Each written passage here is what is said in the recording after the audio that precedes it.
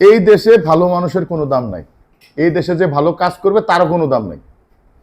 আপনাদেরকে বেশ কয়েকটা প্রমাণ দেখাই।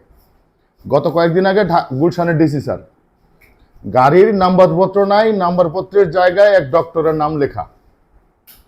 তাকে জিজ্ঞাসাবাদ করা হয়েছে যে গাড়ির নাম্বার কোথায়, কাগজপাতি দেখান। সে ধরাইয়া দিছে যার কাছে গাড়ি কিনছে তাকে। সে দেখেন কি একটা কাজ করলো, ডিসি স্যারের ওই জায়গা থেকেই সরাই দিল। তার আগে বেশ কয়েকদিন আগে একটা জিনিস আপনাদেরকে বোঝাই। ভোক্তা অধিকার দপ্তরের ম্যাজিস্ট্রেট স্যার আব্দুল জব্বার মন্ডল, উনি খুব একটা সিনসিয়ার অফিসার এবং একজন সৎ মানুষ।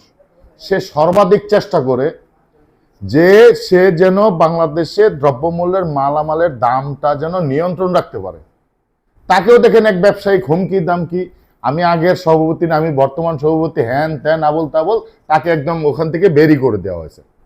তার আগে যদি আপনারা যান, দেখেন আপনারা বর্তমান যে সিলেটের ডিসি স্যার, উনি ছিল ভোক্তা অধিকার দপ্তরে, ওনাকে ওনার পদ থেকে অলরেডি সরাই দিছে পোস্টিং করায়। তাহলে আপনারা বলেন, এই বাংলাদেশে যারা ভালো কাজ করবে তাদের কোনো মূল্যায়ন আছে না নাই? আপনারা এই ভিডিওটা বেশি বেশি শেয়ার করবেন, কারণ যারা ভালো কাজের কথা বলে তারা যেন দেখে যে এই দেশে ভালো কাজ করলে কি হয়। আপনার পুলিশ, আর্মি, নৌ, বিমান সেনা, ভালো অফিসার, ভালো পাবলিক অফিসার বলেন, বিসিএস ক্যাডার অফিসার বলেন, এই দেশে ভালো কাজ করে শান্তিতে থাকতে পারবে না। কারণ আমাদের জন্মের সমস্যা, আমাদের প্রতিটা ব্লাডের রন্ধে রন্ধে সমস্যা, আমাদের প্রতিটা মাংসপেশিতে সমস্যা। আমাদের জন্মই দুর্নীতি দিয়া, আমাদের বাংলাদেশটার জন্মটাই দুর্নীতি দিয়া। আমাদের বাংলাদেশে ভালো কাজ করে মানুষ টিকবে কিভাবে?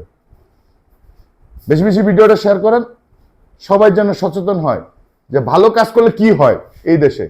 ধন্যবাদ সবাইকে।